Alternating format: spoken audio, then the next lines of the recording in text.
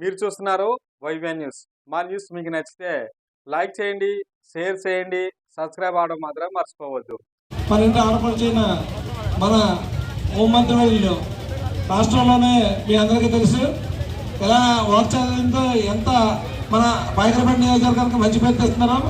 ముఖ్యంగా మన మహిళలందరూ కూడా అమ్మకి మీరందరూ ఆశీస్సులు ఇచ్చి రాబోయే కాలంలో మన గ్రామానికి ఇంత అభివృద్ధి చేసేందుకు వచ్చే సర్పంచ్ ఎంపీటీసీని ఆవిడకి గిఫ్ట్గా ఇవ్వాలని కోరుకుంటూ మీ అందరి దగ్గర కూడా ఇప్పుడు అమ్మ అధికంగా మాట్లాడాల్సిందిగా కొంచెం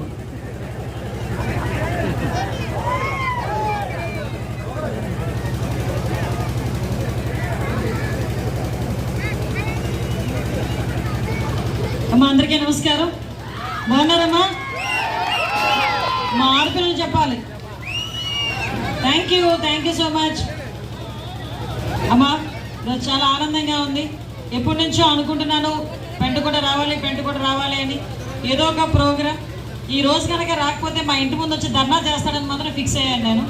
అందుకని టైట్ షెడ్యూల్లో కూడా డెఫినెట్గా వస్తాను ఈరోజు మీ గ్రామానికి అని చెప్పి ఈరోజు ఎంతో ఆప్యాయంగా ఆదరణతో ఈరోజు ఒక ఆడపిల్లని ఎలాగైతే ఆహ్వానించుకుంటారో అదేవిధంగా ఈరోజు పెంటకోట గ్రామ ప్రజలందరూ ముఖ్యంగా మా సోదరులు సోదరిమణులు అందరూ కూడా ఇంచుమించుగా అక్కడ వరకు వచ్చి ఊరి చివరి వరకు వచ్చి ఊరి చివరి నుంచి కూడా ఈరోజు ఎంట్రన్స్ దగ్గర నుంచి ఇంతవరకు కూడా నేను ఒక ఘన స్వాగతం పలికినందుకు ప్రత్యేకంగా పెంటకోట గ్రామస్తులందరికీ కూడా పేరు పేరున నేను ధన్యవాదాలు, నమస్కారాలు, పాదాభివందనం చేసుకుంటూ ఈరోజు ఈ కార్యక్రమానికి ఇక్కడ నన్ను ఆహ్వానించిన మా సోదరుడు పిఎస్సిఎస్ చైర్మన్. పెంటకోట గ్రామం అనేసరికి ముందు నాకు కంగారు వచ్చింది అనమాట. ఏదైనా ఉంది పెండింగ్ పెంటకోటలో అంటే ముందు మా శ్రీని మొహం మాడిపోదు. ఆ శ్రీని అది ఎంత ఎప్పుడు నవ్వుతాడా అంటే ఆ పని నేను చేసేసే శాంక్షన్ ఇచ్చిన తర్వాత కానీ మొహంలో నవ్వురా.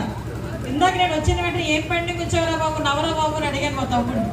అంటే ఓవరాల్గా గ్రామం గురించి ఆలోచన చేసి గ్రామ ప్రజల శ్రేయస్సే ముఖ్యంగా భావించి గ్రామంలో తనకంటూ ఒక ముద్ర వేసుకొని చిన్న వయసులో కూడా పెద్ద బాధ్యతను వహిస్తున్న నా సోదరుడు చిక్కాల శ్రీని గారికి ప్రత్యేకంగా నేను ధన్యవాదాలు, నమస్కారాలు ఇలాంటి రాజకీయ నాయకులు అవసరం ఈరోజు. అందువల్ల నేను అడగకపోయినా యువతకి ఈరోజు ముందు ప్లేస్లో పెట్టాలి, రాజకీయంగా వాళ్ళని కూడా ముందుకు తీసుకురావాలనే ఉద్దేశంతో ఏ రోజు నన్ను వచ్చి పదే అడగపోయినా నేనే ఫోన్ చేసి శ్రీను పిఎస్సిఎస్ చైర్మన్ ఇస్తాను చేసుకుంటావా అని అడిగితే అమ్మ మీ ఇష్టం అన్నాడు. అదేవిధంగా ఈరోజు పిఎస్సిఎస్ చైర్మన్ ఈరోజు చిక్కాల శ్రీనికి బాధ్యతను అప్పచెప్పి ఈరోజు గ్రామంలోనండి పదవి అన్నది మరి ముఖ్యంగా ఎన్డీఏ గవర్నమెంట్లోని తెలుగుదేశం పార్టీలో పదవి అయితే ఎంజాయ్ చేయడానికి కాదమ్మా, పదవి అయితే బాధ్యతే. పదవి చేతిలో పట్టి ప్రమాణ స్వీకారం చేసే దగ్గర నుంచి బాధ్యతతో ముందుకెళ్లడమే తప్పించి రెస్ట్ తీసుకునే పొజిషన్ ఉండదు. అది చెప్పే ఇచ్చాం. దానికి ఈరోజు దానికి అనుగుణంగా పనిచేసుకుంటున్న శ్రేణికి మరొకసారి అభినందనలు తెలియజేసుకుంటూ ముఖ్యంగా ఈరోజు ఈ కార్యక్రమానికి రావడంలో గల ముఖ్య కారణం ఉంది. చాలా సందర్భాలు నేను లాస్ట్ ఎమ్మెల్యేగా పనిచేసినప్పుడు 2014 నుంచి 19 వరకు కూడా మొత్తం నియోజకవర్గంలో చూసుకుంటే దగ్గర 1500 కోట్ల రూపాయలతో ఈరోజు మేము ఆ రోజు అభివృద్ధి కార్యక్రమాలు చేసుకోవడం జరిగింది. ఆ రోజు చేసిన తర్వాత 2019-24లో మీ అందరిని ఏమన్నా, ఎందుకంటే ఆ రోజు నేను అప్పుడు ఇక్కడ వచ్చి పోటీ చేయలేను. తర్వాత వేరే గవర్నమెంట్ వచ్చింది, వైఎస్ఆర్సీపీ గవర్నమెంట్ వచ్చింది, అది చేస్తాను ఇది చేస్తాను నమ్మబలికింది. ఓవరాల్గా చెప్పాలంటే ఎంత దౌర్భాగ్యం అంటే 5 సంవత్సరాల్లో పెంటకోటకి సంబంధించిన కల్వర్ట్ 5 సంవత్సరాలు అలాగే ఉండిపోయింది. కానీ అక్కడ తీసుకొచ్చి ఒక ఇటుకు ముక్కేసిన పాపాన్ని కూడా పోలేదు. నేను ఆ రోజు మీ అందరి దగ్గరికి ఎలక్షన్ క్యాన్వాసింగ్లోకి వచ్చినప్పుడు మొట్టమొదటిసారిగా అదే అడిగారు, అమ్మ మాకందరికీ కూడా కల్వర్ట్ కావాలి, కల్వర్ట్ లేకపోతే మేము ఇబ్బంది పడతామమ్మా అని. ఆ రోజు చెప్పాను కల్వర్ట్ విషయంలో నేను వచ్చి కొబ్బరికాయ కొడతాను ఊర్లోకి వచ్చినప్పుడు అని చెప్పిన తర్వాత ఈ రోజు ఆ కల్వర్ట్కి అరట్లకోట కల్వర్ట్కి రెండింటికి కలిపి 1,52,00,000 రూపాయలు ఈ రోజు తీసుకొచ్చి దానికి శంకుస్థాపన చేసే కార్యక్రమానికి ఈ రోజు మీ అందరి దగ్గరికి రావడం జరిగింది. అంటే ఈ రోజు ఒక పక్క అభివృద్ధి, ఒక పక్క సంక్షేమం. మీరు నమ్మరు, ఈ రోజు ఆర్థిక పరిస్థితి ఎంత అస్తవ్యస్తంగా ఉందంటే మన ఇంటిలో కనుక సగంగా రోజువారీ మీరు ఎంతో కొంత జీతం తెచ్చుకుంటారు. 20,000, 30,000, 50,000 కొంత ఖర్చు పెట్టుకుంటారు, కొంత దాచుకుంటారు.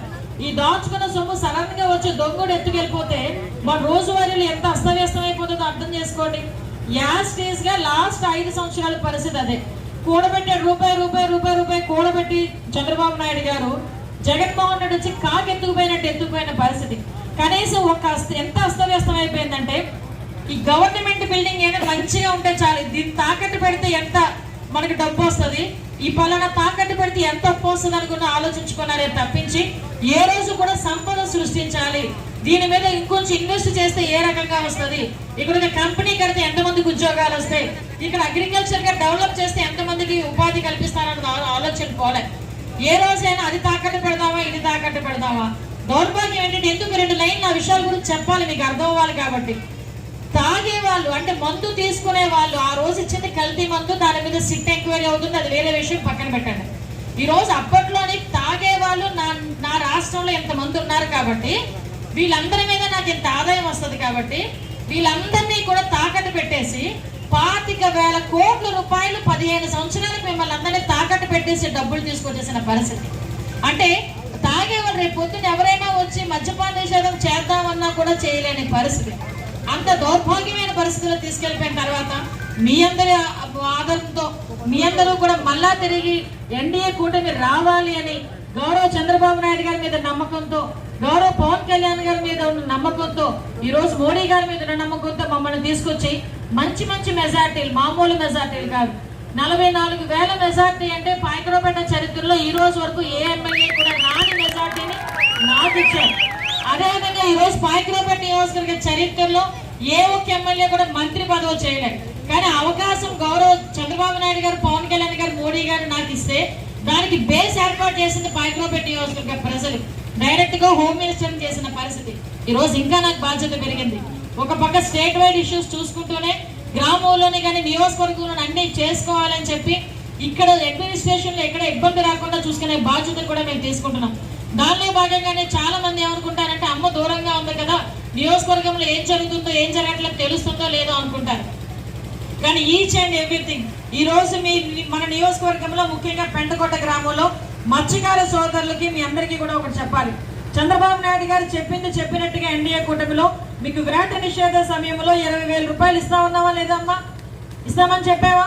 20,000 రూపాయలు వ్యాట్ నిషేధ సమయంలో మొన్న ప్రతి ఒక్కరికి కూడా బ్యాంక్ అకౌంట్లోకి డబ్బులు పడిన పరిస్థితి ఈ రోజు మీ అందరికీ చెప్పాలి.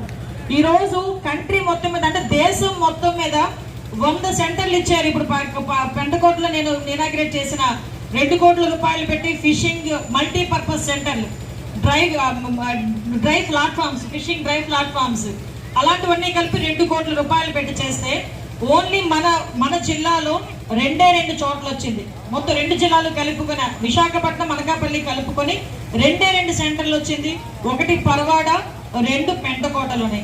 ఈ రోజు పెంటకోట మత్స్యకారులు అందరికీ కూడా మంచి జరగాలని చెప్పి మల్టీపర్పస్ సెంటర్ కింద దగ్గర 2 కోట్ల రూపాయలు పెట్టి ఈ రోజు మత్స్యకార సోదరులందరికీ అక్కడ ఉపాధి కల్పించే పరిస్థితి. డ్రై ప్లాట్ఫామ్స్ మీరందరూ కూడా చేపలు తెచ్చుకొని మళ్ళీ ఇసుకలోనే మీరందరూ కూడా ఎండబెట్టుకునే పరిస్థితి ఎంతవరకు ఉండేది. కానీ ఫిషింగ్ డ్రై ప్లాట్ఫామ్స్ దగ్గర నుంచి ప్రతి ఒక్కటి వేసి ఐస్ బాక్సుల దగ్గర నుంచి ప్రతి ఒక్కటి అనమాట అందులో ఏర్పాటు చేసే పరిస్థితి ఈరోజు కనిపించింది. ఇందులోని ఓవరాల్గా ఈ 2 కోట్లలోని కూడా ఫిషింగ్ డ్రై ప్లాట్ఫామ్స్ 5 ప్లాట్ఫామ్స్ అంటే చేపలు ఎండబెట్టేదానికి, సామూహిక ఫిష్ ప్రాసెసింగ్ సెంటర్ అదొకటి 70 లక్షల రూపాయలు. ఇంకా ఏదైనా చేసుకోవాలనుకున్నా కూడా డిఫరెంట్గా 50 లక్షల రూపాయలతోని, కాంటిజెన్సీ 5 లక్షలు, సోలార్ లైటింగ్ 5 లక్షలు. అదేవిధంగా మీకు బీచ్ దగ్గర కూడా పెద్ద లైట్స్ కూడా పెట్టే పరిస్థితి కనిపిస్తుంది. GPS handsets, solar lights. GPS handsets అయితే 100 హ్యాండ్సెట్స్ ఇస్తున్నాం ఇప్పుడు. Solar lights 250 lights. First aid కిట్లు 100 ఫస్ట్ ఎయిడ్ కిట్లు. ఐస్ బాక్సులు 160 ఐస్ బాక్సులు. Life saving appliances 50 appliances. Contingency మొత్తం 5 లక్షలు. ఇవన్నీ కలుపుకొని సుమారుగా 2 కోట్ల రూపాయలతో మత్స్యకారులకు సంబంధించి ఈరోజు ఇనాగ్రేట్ కూడా చేసుకోవడం జరిగింది. వీటితో పాటు మొన్న నియోజకవర్గం మొత్తం దగ్గర 8,000 సుమారుగా 8,000 మందికి మనకి మత్స్యకార భరోసా కింద 20,000 రూపాయలు, ఒక్కొక్కరి దాంట్లో 20,000 రూపాయలు ఇవ్వడం జరిగింది. మీ అందరికీ తెలిసి మీ ఒక్క గ్రామంలోనే ఈ రోజు సాధారణంగా బయటకు వచ్చి ప్రతిపక్షాల వాళ్ళు మాట్లాడతారు, సూపర్ 6 అన్నారు, సూపర్ 6 ఎక్కడ జరిగింది అని. వాళ్ళకి కళ్ళుండి కనిపించట్లేదో, చెవులుండి వినిపించట్లేదో నాకైతే అర్థం కావట్లేదు. ఈ రోజు గవర్నమెంట్ వచ్చి సుమారుగా 14-15 నెలలు అయింది.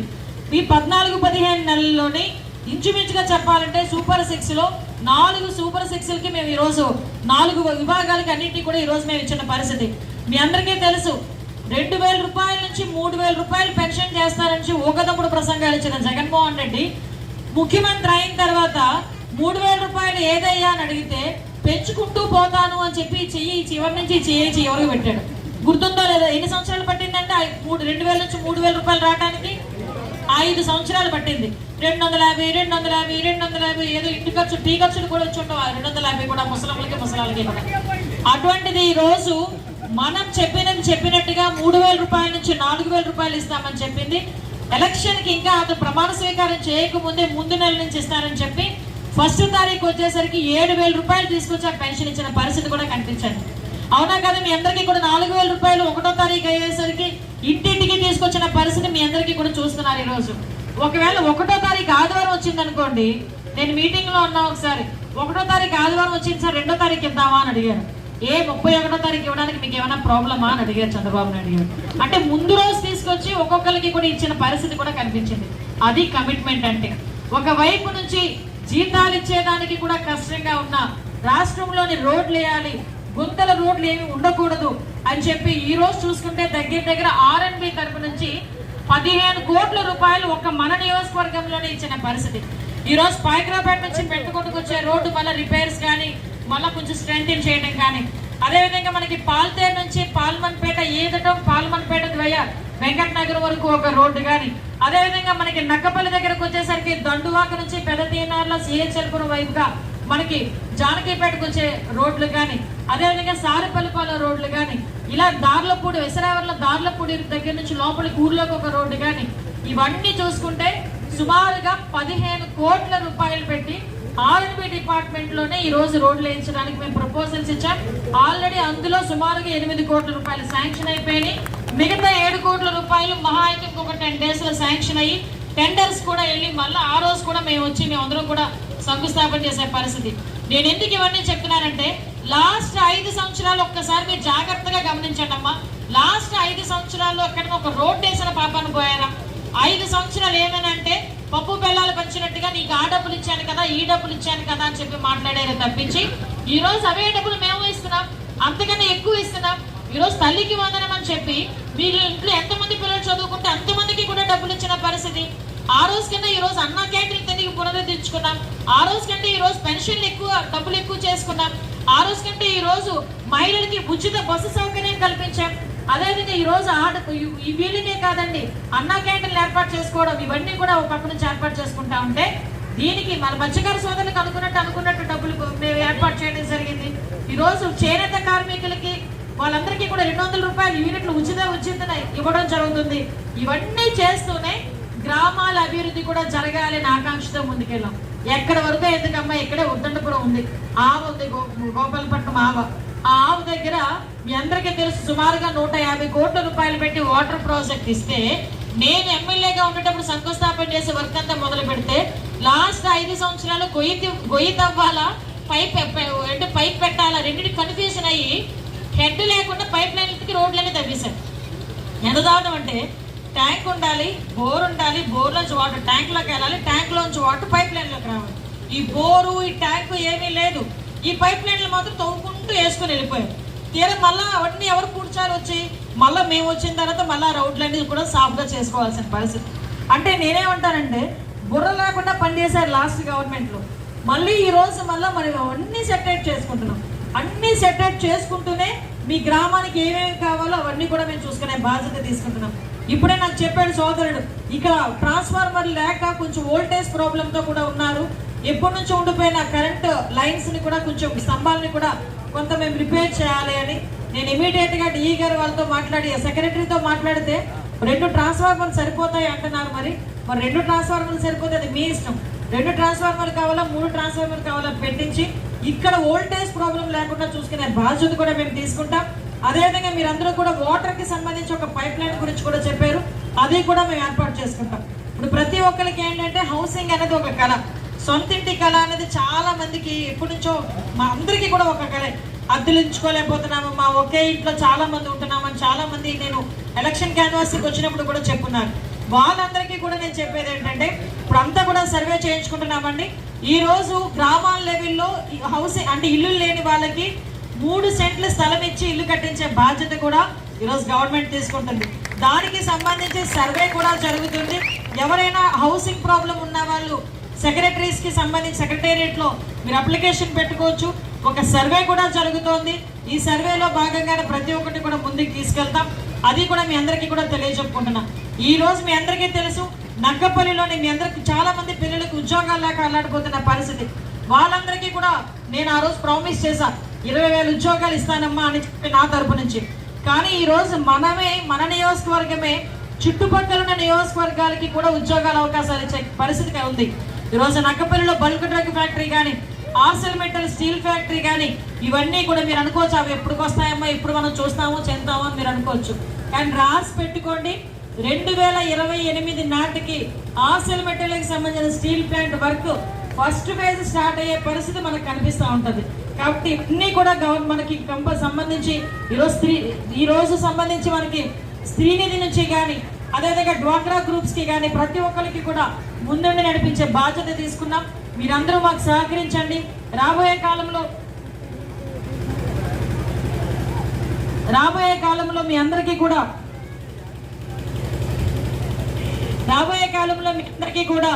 మంచి చేసే కార్యక్రమంలో, మీ సేవ చేసుకునే కార్యక్రమంలో మీ ఇంటి ఆడబిడ్డగా నన్ను ముందుంచుతారని, నేను ఆశీర్వదిస్తారని మనస్ఫూర్తిగా మిమ్మల్ని అందరినీ కోరుకుంటున్నా. మన సోదరుల కోరిక మేరకు ఫిషర్మెన్ సొసైటీ ఎలక్షన్స్ కూడా యాజ్ ఎర్లీ యాజ్ పాసిబుల్ పెట్టమని చెప్తామమ్మా. అది కూడా ఏర్పాటు చేసి పెట్టించేస్తాం, అది కూడా పెట్టిస్తాం. ఒకటే మీకు చెప్తున్నానమ్మా, ఈరోజు చంద్రబాబు నాయుడు గారు, చాలా మంది చంద్రబాబు నాయుడు గారు వయస్సు గురించి మాట్లాడతారు. ఇక్కడ మీకు ఒక మాట చెప్పాలి, చావు పుట్టగలు అనేది మన చేతుల్లో ఉండవు. ఎప్పుడు ఎవరు బయటికి వెళ్ళిన వాళ్ళు ఎప్పుడు వస్తారో రారో ఎవరికీ తెలియదు. అదే సృష్టి ధర్మం, దాన్ని మనం యాక్సెప్ట్ చేయాలి ఎట్టి పరిస్థితుల్లోనే. కానీ ఒక రాజకీయంలో ఉండి మనకి సీనియర్ నాయకుడు 15 సంవత్సరాలు ముఖ్యమంత్రి చేసిన నాయకుడిని పట్టుకొని నువ్వు నెక్స్ట్ ఎలక్షన్స్కి ఉంటావో ఉండవో తెలియదు, నెక్స్ట్ ఎలక్షన్స్కి ఉండవు నువ్వు, ఇలాంటి మాటలు మాట్లాడుతుంది ఎవరో చిన్న నాయకులు కాదు. ఒక ముఖ్యమంత్రి చేసిన వ్యక్తి, ఒక మాజీ ముఖ్యమంత్రి జగన్మోహన్ రెడ్డి చంద్రబాబు నాయుడు గారి గురించి మాట్లాడుతున్నారు. మీకు ఒక విషయం తెలుసా, చంద్రబాబు నాయుడు గారు తిరుపతి మెట్లు మనందరం కూడా మహా అయితే గట్టిగా ఫిట్నెస్ పెట్టి పరిగెడితే 5 గంటల్లో ఎక్కుతాం, అవునా కదా? తిరుపతి మెట్లు ఒక 5 గంటలు పడుతుందా? కొంతమందికి అయితే 7 గంటలు కూడా పడుతుంది. నాకైతే 7 గంటలు పడుతుంది. నేను ఆగి మెట్ల మీద ఏమున్నా అన్ని కొనుక్కొని తిని తాగి వెళ్తాను అనమాట పైకి. ఆ యుద్ధమ షోడా అని అదని ఇదని. కానీ చంద్రబాబు నాయుడు గారు ఈ వయసులో కూడా తిరుపతి మెట్లు ఆగకుండా 3 గంటల్లో ఎక్కేస్తారు. ఆయన 2.5 గంటలు 3 గంటల్లో ఎక్కేస్తారు. ఆయన్ని పట్టుకొని నువ్వు ముసలోడివి, నీకు నీ నెక్స్ట్ ఎలక్షన్కి ఉంటావో ఉండవో తెలియదు, ఇలాంటి పదాలు ఉపయోగిస్తున్నారంటే అతని తాలూకు మానసిక పరిస్థితి గురించి మీరు ఆలోచన చేసుకోండి. తప్పు కదా అలాంటి మాటలు మాట్లాడటం.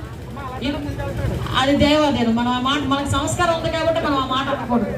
అంటే నేను ఏం చెప్తానంటే, ఎందుకు ఈ మాట చెప్తానంటే, అంతలాగా అవమానించినా కూడా గౌరవ ముఖ్యమంత్రి గారు చంద్రబాబు నాయుడు గారు, అదేవిధంగా పవన్ కళ్యాణ్ గారి గురించి అయితే నోటికొచ్చిన మాటలు మాట్లాడారు, అయినా తట్టుకొని నిల్చున్నారు. లోకేష్ బాబు గారి గురించి అలాగే మాట్లాడారు, తట్టుకొని నిల్చున్నారు. ఈ రోజు మనందరికీ సేవ చేయాలనే ఉద్దేశంతో అన్ని మాటలు మాట్లాడిన తట్టుకొని నిలబడి ఈరోజు మీ గురించి, మన గురించి, మీ భవిష్యత్తు గురించి, పిల్లల భవిష్యత్తు గురించి కూడా వాళ్ళు ఈ రోజు నిల్చున్నారు. వాళ్ళందరికీ కూడా మీ బ్లెస్సింగ్స్ ఇవ్వాలి, మీ సపోర్ట్ ఇవ్వాలి. మీరు అండగా ఉన్నామని ఒకే ఒక్క సంకేతం ఇస్తే కనుక డెఫినెట్గా ఇంకొంచెం బెస్ట్ ఎనర్జీతో, మంచి ఎనర్జీతో మేము పనిచేసుకుంటామని మీ అందరికీ కూడా తెలియజేసుకుంటూ, ఈ అవకాశం ఇచ్చిన మీ అందరికీ కూడా మరొకసారి ధన్యవాదాలు, నమస్కారాలు తెలియజేసుకుని, ఈ అవకాశం ఇచ్చిన మీ అందరికీ మరొకసారి, నా పోలీస్ సిబ్బందికి కూడా మరొకసారి ధన్యవాదాలు తెలియజేసుకుంటూ, జై హింద్. Thank you.